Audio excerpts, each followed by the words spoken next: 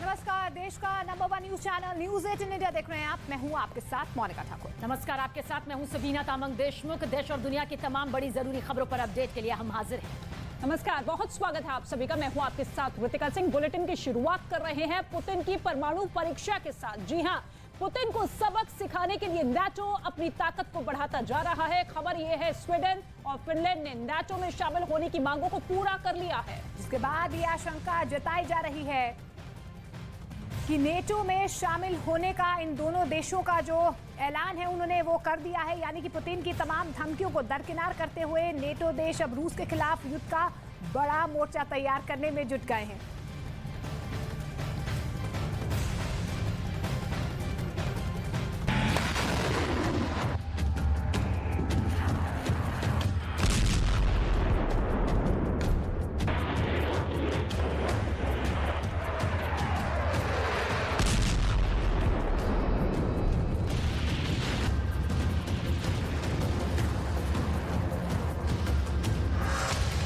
Putin के खिलाफ NATO का चक्रव्यूह।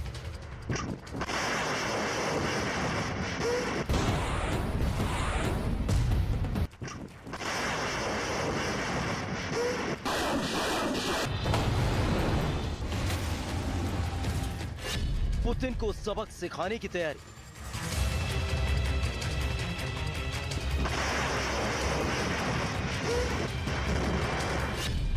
स्वीडन और फिनलैंड भी होंगे नाटो में शामिल। पुतिन के खिलाफ नाटो की तैयारी कितनी बड़ी हो चुकी है, इसे समझने के लिए नाटो महासचिव के इस बयान को समझना जरूरी है। वक्त आ गया है कि गठबंधन में स्वीडन और फिनलैंड का स्वागत किया जाए। दरअसल खबर आ रही है कि स्वीडन और फिनलैंड ने नाटो में शामिल होने की मांगों को पूरा कर लिया है। यही वजह है कि अब नाटो की तरफ से रूस को एक सख्त मैसेज देने का ऐलान कर दिया गया है। इस खतरनाक वक्त में मॉस्को में किसी भी गलतफहमी या गलत अनुमान को रोकने के लिए उनके शामिल होने को अंतिम रूप देना और भी जरूरी हो गया है। यानी नाटो का रूस को मैसेज बेहद साफ है कि उन पर पुतिन की किसी धमकी का कोई असर नहीं होने वाला। खबर तो ये भी आ रही है कि पुतिन के आक्रामक तेवरों को देखते हुए नाटो ने पश्चिमी सीमा के पास भारी भरकम फौज तैनात कर दी, जो किसी भी वक्त अपने घातक हथियारों की मदद से रूस के खिलाफ मोर्चा संभालने के लिए तैयार है। मतलब ये कि दुनिया के सामने तीसरे विश्व युद्ध का खतरा मंडराता दिख रहा है, क्योंकि पिछले दिनों पुतिन की सेना ने जिस तरह यूक्रेन के शहरों पर ताबड़तोड़ हवाई हमले किए, उसके बाद से रूस और नाटो आमने सामने आते दिख रहे हैं। और अब तो खुद रूस ने आरोप लगा दिया कि नाटो ने पश्चिमी सीमा के पास 30,000 से ज्यादा सैनिक तैनात कर दिए, जिसे रूस के रक्षा मंत्री सेर्गेई शोइगु ने उकसावे वाली कार्रवाई बताया। Европейские страны демонстративно игнорируют элементы ядерного шантажа со стороны украинской власти. असल में नाटो को यह आशंका है कि बेलारूस के रास्ते ही रूस का अगला बड़ा हमला होने वाला है, और कहा जा रहा है इसलिए उसने रूस और बेलारूस की सीमा के पास अपनी सेना का जमावड़ा बढ़ाना तेज कर दिया, क्योंकि पुतिन के हजारों सैनिक गोला बारूद और दूसरे हथियारों के साथ पहले ही बेलारूस पहुंच चुके हैं। और यूक्रेन का साथ देने वाला नाटो पहले दिन से ही पुतिन के निशाने पर है। इसलिए उन्होंने पिछले दिनों नाटो को तेवर दिखाने के लिए बेलारूस में पहुंचे अपने टैंकों और बख्तरबंद गाड़ियों का एक वीडियो भी जारी किया था।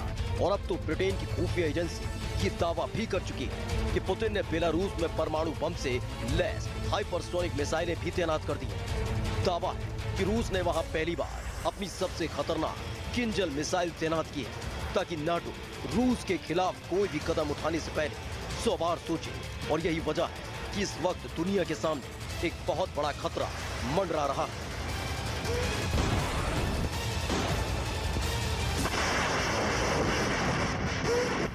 देखिए, समझना होगा कि ईरान के खिलाफ नेटो अब एक्शन मोड में आ गया है। खबर यह है कि नाटो प्रमुख ने ईरान को चेतावनी देते हुए ये कहा कि रूस को हथियार देना हरगिज बर्दाश्त नहीं किया जाएगा। माना जा रहा है कि ईरान से हथियारों की बदौलत ही रूस ने यूक्रेन से जबरदस्त तबाही मचाई है। और यही वजह है कि जैसे ही ये खबर सामने आई कि ईरान एक बार फिर रूस को हथियार सप्लाई करने जा रहा है, तो ईरान नेटो के निशाने पर आ गया।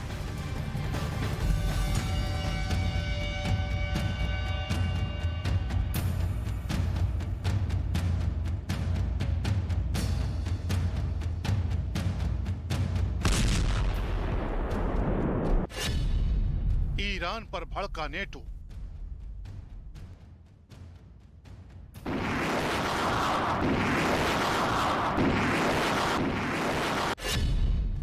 हथियारों की सप्लाई नेटो का पारा हाई।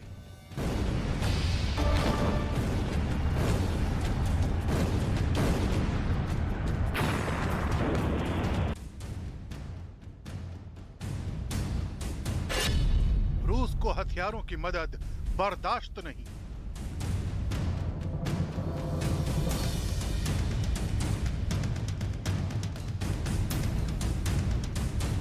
ईरान से आए ड्रोन यूक्रेन में कितनी तबाही मचा चुके हैं, ये दुनिया के सामने है। ये भी दुनिया के सामने है कि रूस और ईरान ने मिलकर कैसे यूक्रेन में सर्वनाश का बिगुल फूंका। और यही वजह है कि इस बार नेटो ने हथियारों की सप्लाई पर ईरान को बड़ी चेतावनी जारी की है। रूस को हथियारों की सप्लाई की योजना कबूल नहीं की जाएगी। खबर है कि ईरान अब रूस को बैलिस्टिक मिसाइलों की सप्लाई कर सकता है, यानी ड्रोन के बाद अब ईरान की मिसाइलें भी यूक्रेन में तबाही मचा सकती हैं। और इसीलिए नेटो ईरान को चेतावनी जारी कर रहा है। हम देख रहे हैं कि ईरान रूस को ड्रोन और बैलिस्टिक मिसाइलें ऑफर कर रहा है। ये कबूल नहीं किया जाएगा। इस अवैध युद्ध में किसी भी देश को मॉस्को का समर्थन नहीं करना चाहिए। दरअसल यूक्रेन की तरफ से पहले ही ईरान पर आरोप लगाया जा चुका है कि आम लोगों को टारगेट करने के लिए ईरान करीब 400 ड्रोन रूस को दे चुका है और मॉस्को की तरफ से 2000 ड्रोन का और ऑर्डर दिया गया है। हालांकि ईरान ने अपने ऊपर लगे आरोपों को खारिज कर दिया है। इतना ही नहीं, रूस भी इस बात से इनकार करता आया है कि ईरान से उसे जंग में किसी तरह की कोई मदद मिल रही है। लेकिन वॉर जोन से जो तस्वीरें सामने आ रही हैं, वो इस बात की ओर इशारा कर रही हैं कि ईरान और रूस मिलकर यूक्रेन में बड़ी तबाही मचाना चाहते हैं। यही वजह है कि ईरान को सबक सिखाने के लिए नेटो एक्शन मोड में आ चुका है और इसका सीधा सीधा मतलब है कि किसी भी वक्त नेटो देशों की ताकत से रूस और ईरान का आमना सामना हो सकता है।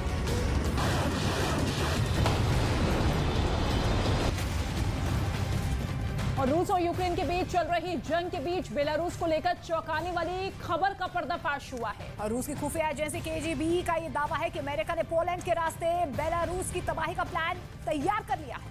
और रूस की खुफिया एजेंसी का यह भी कहना है कि बेलारूस को तबाह करने के लिए अमेरिका के एयरबोर्न डिवीजन ने हमले का खाका भी तैयार कर लिया है।